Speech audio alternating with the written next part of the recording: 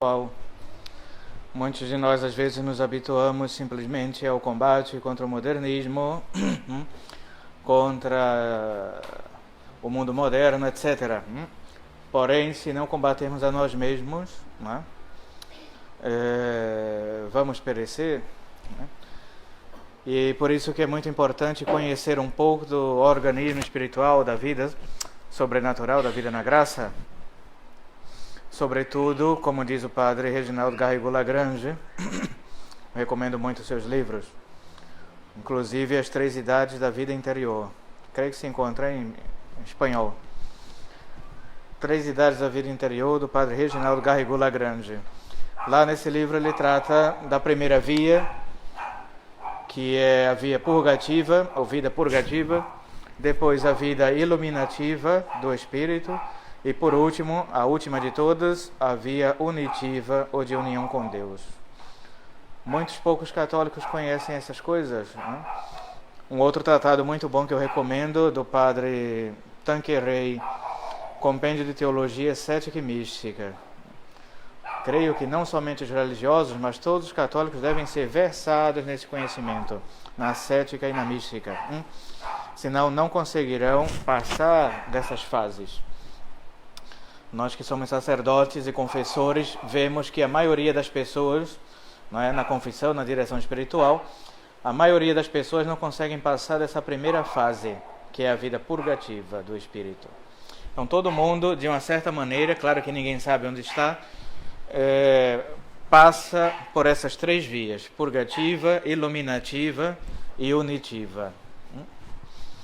A grande maioria fica na primeira, no primeiro degrau, por assim dizer. A via purgativa é onde o católico, não é, a alma, trata de combater, não é, o pecado mortal. Combater o pecado mortal. E nós vemos miseravelmente que a maioria dos fiéis não conseguem passar dessa fase. Ou seja, não conseguem viver uma vida em estado de graça. Esse é o primeiro ponto, né? Para querer ser alguma coisa, né, diante de Deus, diante de Nossa Senhora, ou levar uma vida verdadeiramente católica. Quem ainda está transigindo ou dialogando com o pecado mortal, não entendeu nada, nem vai entender nada. Vai levar uma vida puramente humana e dificilmente se salvará. Porque quem vive dialogando com o pecado, assim como fez Eva, né, dialogando com a serpente, não é o que foi que deu, né? Caiu no pecado, o pecado original, foi conversar com a serpente e foi enganada. Então não se dialoga com o pecado e nem com o demônio. Porém, a primeira fase, né? Então muitos vivem assim, pecam gravemente, vão se confessar, voltam a pecar gravemente de novo e vivem assim. Às vezes, né, podemos pecar e depois não vamos conseguir mais se confessar ou se arrepender verdadeiramente e morremos dessa forma, vamos para o inferno. Tem gente que tem 80, 70, 80 anos, até 90 anos e ainda vive assim, preso, apegado ao pecado mortal. Triste.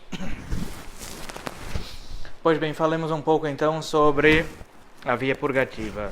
São João da Cruz, também recomendo muito a leitura de seus escritos, principalmente a subida do Monte Carmelo. Ele vai falando desse desapego, desse desprendimento da alma. É necessário desprender-se de tudo, não querer nada, para buscar somente a Deus e Deus só. Então a primeira fase, São João da Cruz diz que a alma, não é, que começa na vida espiritual, é como uma criança, não é, que a mãe, não é, põe no colo, amamenta, né, dá o leite materno. E aí aquela alma vai aos poucos crescendo. Então no começo é assim, Deus começa a nos dar certas consolações, né? Quando a gente conhece a religião, começa a participar da igreja e tudo, não é? Aí aquele fervor, né, que Deus envia a nossa alma, né? Aquele combate, aquela luta, não vamos só. E Deus vai nos dando certas consolações e a gente vai e somos bem fervorosos no começo, rezamos vários e vários terços e rosários e adoração, Santíssimo Sacramento, vigílias a noite inteira e aquela empolgação e aquela animação.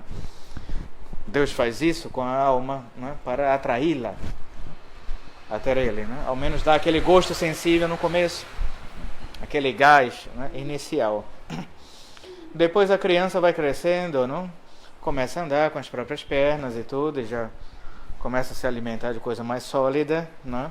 A mesma coisa é a alma também. Vai crescendo, né? Vai lendo, vai estudando e ainda tem gosto pelas coisas, porém já é uma fé mais crescida, né? Já entende certas coisas, certas obrigações. E a mesma coisa também somos nós, né? O adolescente, o jovem vai crescendo, aí vai seguindo, não para, né? Não se deve parar. Na vida espiritual é a mesma coisa, né? Uma escada rolante, vai subindo, ou vai descendo, nunca se para. Ou se cresce na amizade para com Deus, ou se diminui, né? Ou se é amigo de Deus, ou se é amigo do diabo. Não tem meio termo. Porém, as coisas vão ficando cada vez mais cansativas, né? E a alma às vezes começa a se queixar de certas coisas. Não estou sentindo mais aquele fervor inicial que eu sentia no começo. Não consigo mais passar as noites em vigília, rezar tantos rosários por dia que eu rezava. A missa também me pesa, e eu não entendo, e é aquela coisa muito difícil. Ou seja, nós vemos que Deus nos ajuda, claro, porém a mãe não vai estar toda hora com uma criança desse tamanho no braço, dando leite, coisa, não. Tem certas coisas que a mãe tem que cortar, né? E a criança tem que se envolver de outra forma. A mesma coisa é Deus também, né? Deus não vai estar toda hora mandando graças, consolações, porque eu estou fatigado, estou cansado de tanta coisa. Não, você já sabe que é para fazer isso, não é, meu filho? Então você agora vai ter de fazer. E muitas vezes sozinho, sem a ajuda de ninguém, nem mesmo de Deus, né? Ou Nossa Senhora. Às vezes Deus dá tantas graças para nós e agora espera de nós, né, se vai haver uma correspondência ou não. Se não é muito fácil, Deus vai estar sempre, toda hora, né, nos ajudando. Não é assim. Não nos esqueçamos de que esse mundo aqui é uma prova. Os anjos foram provados em uma terça parte do céu, né? Uma terça parte dos anjos saíram do céu, foram expulsos, juntamente com Satanás. E olhem que os anjos eram perfeitíssimos, né? Inteligências perfeitas. Imaginem nós, seres humanos, tão limitados, porém todos nós seremos postos à prova também. E não adianta, né? E às vezes vamos ser tentados a sermos vencidos pelo cansaço. Porém, confiança, né? E estar com Deus, unido a Deus, não somente nos momentos de alegria, né, ou de consolações, mas também nos momentos mais difíceis, que muitas vezes será os momentos de cruzes e de sofrimentos ou de adversidades. Então Deus às vezes deu tudo no começo, nos ajudou sempre, depois Ele vai se afastar um pouco. Muitas vezes fugimos das ocasiões de pecado. Quantas vezes vivemos longos períodos em estado de graça, né? Sem pecar, com a graça de Deus, né? Com a confissão, comunhão, Santa Missa diária, a oração do Rosário, né? E depois, quando Deus, às vezes, aparentemente, né, se afasta de nós, e às vezes a gente sente, nossa, parece que Deus me abandonou, Deus me abandonou. A alma sente às vezes isso, né? Não sinto mais a presença de Deus, a presença da Santíssima Virgem, do meu anjo da guarda na minha vida. O que é que está acontecendo? Meus santos de devoção desapareceram todos. E eu estou sozinho nesse mundo aqui, com tantas tentações muitas vezes, né? Deixar de rezar, deixar de ir à missa, perder a fé muitas vezes, né? Cair em pecados graves, somente pecados de impureza, E Deus, porém, está só olhando, só observando para onde vai aquela alma, né? E esse é o momento em que nós devemos dizer sim a Deus. Sim a Deus, sim à lei de Deus, sim aos seus mandamentos. E muitas vezes sem entendermos nada do que está se passando, porém temos que ser fiéis a Ele. E é aí que muitas almas caem, né? Porque não enxergam isso, né?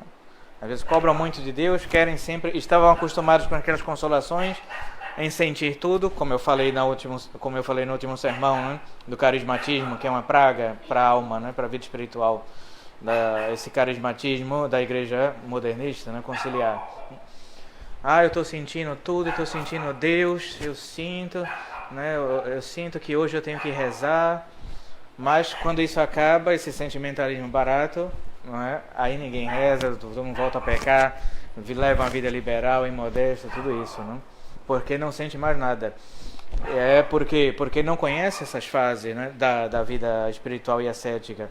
Né? Porque os padres modernistas abandonaram completamente a ascética e a mística.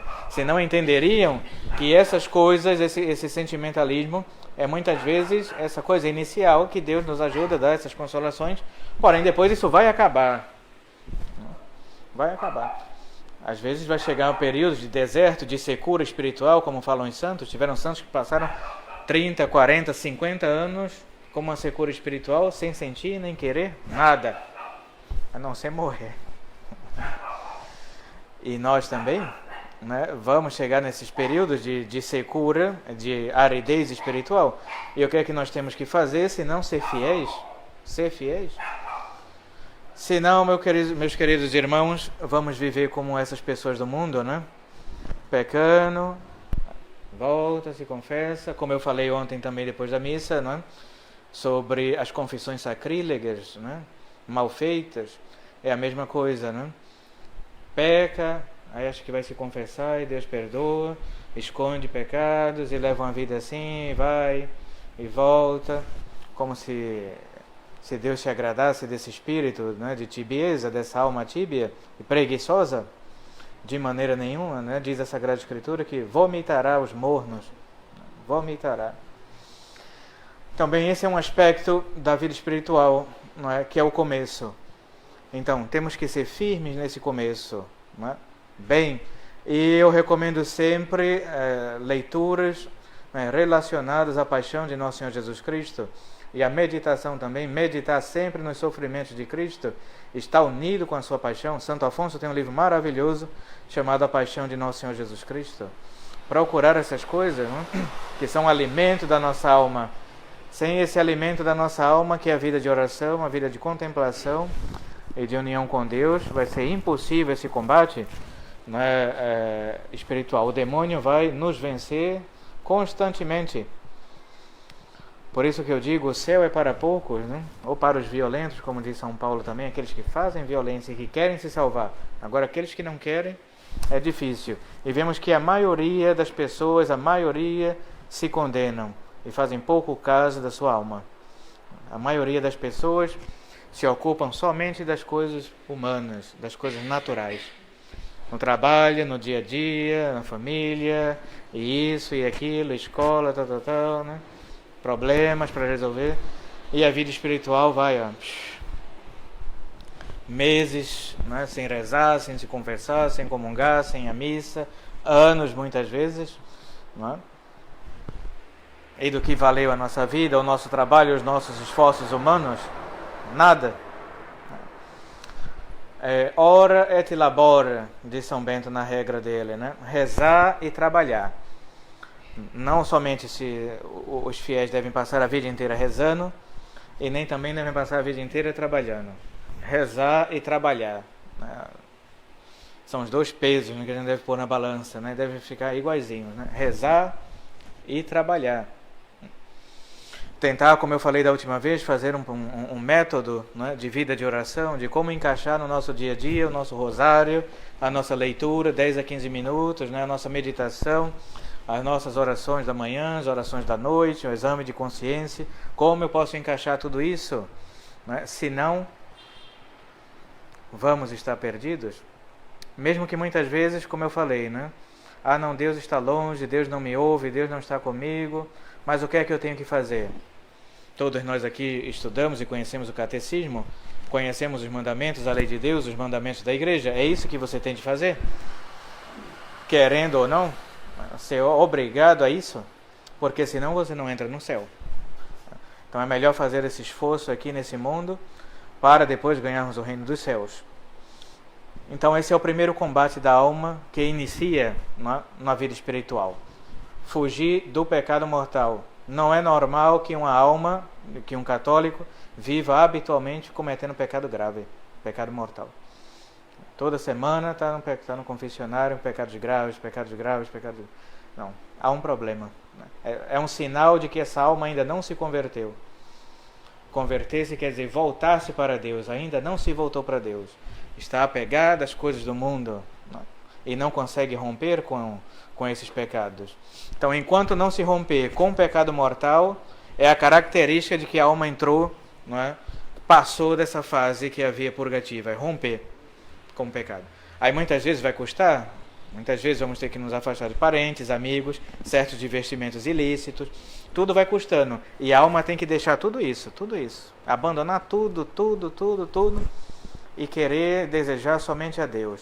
Aí sim, quando a alma começa a entrar nesse processo, aí Deus vai ajudando, e depois vai dando mais luzes, que é a via iluminativa, dando luzes, muitas coisas que nós às vezes não entendíamos, porque estávamos ofuscados, principalmente com o pecado da luxúria e pecado de impureza. As almas que vivem nesse pecado de impureza e de luxúria não conseguem ver outras coisas, senão o sensualismo, o pecado, todas essas coisas. E as coisas baixas da alma, quando ela deixa todos esses pecados, aí sim ela começa a receber luzes de Deus. O porquê, começa a entender certas coisas, o porquê eu tenho de fazer isso, o porquê eu tenho de fazer essa penitência, é assim, é assado, então vai começando a entender, na via iluminativa, certos mistérios, certos dons de Deus ou sobrenaturais, que até então não entendia, o porquê que tem de ir à missa, já não é mais uma obrigação, ela começa a entender que é para agradar a Deus, porque é o mais perfeito, porque a alma tem de estar unida a Deus, tem de comungar bem, fazer boas e ferventes comunhões, se confessar também bem, se preparar, tudo isso, E porque ela deixou tudo aquilo por amor a Deus. Até chegar no último ponto, resumindo brevemente, que é o ponto da união com Deus, a vida da união com Deus, a vida unitiva. A alma está unida completamente a Deus. E já não é outra coisa, senão uma coisa só, ela e Deus. E quem chega nessa via unitiva, quem está unido a Deus de maneira tão perfeita já aqui nesse mundo, não peca mais. Sempre a maioria dos santos, todos esses santos verdadeiros, claro, não esses falsos aí da igreja modernista, os verdadeiros santos, todos eles de uma maneira ou outra chegaram já nesse ponto, aqui no mundo, nessa via chamada unitiva. Estavam unidos a Deus, por isso estavam prontos para ser mártires, prontos para morrer por nosso Senhor Jesus Cristo, e cumpriam com suas obrigações, porque amavam a Deus de uma maneira tão perfeita. Assim como dizia Santa Teresinha do Menino Jesus, antes morrer do que pecar. Uma alma que chega nesse ponto, prefere antes morrer do que cometer um só pecado para não ofender a Deus, ao seu Sagrado Coração. É um sinal de que já abandonou o pecado mortal, já entendeu tudo e agora quer somente a Deus. Peçamos a intercessão da bem-aventurada sempre Virgem Maria, que também nos transforme a nossa alma, e que vá nos mostrando que o mais importante é estar unido a Deus, que é querer somente a Deus e viver somente de Deus nesse mundo. Ave Maria Puríssima, em nome do Padre, do Filho e do Espírito Santo. Amém.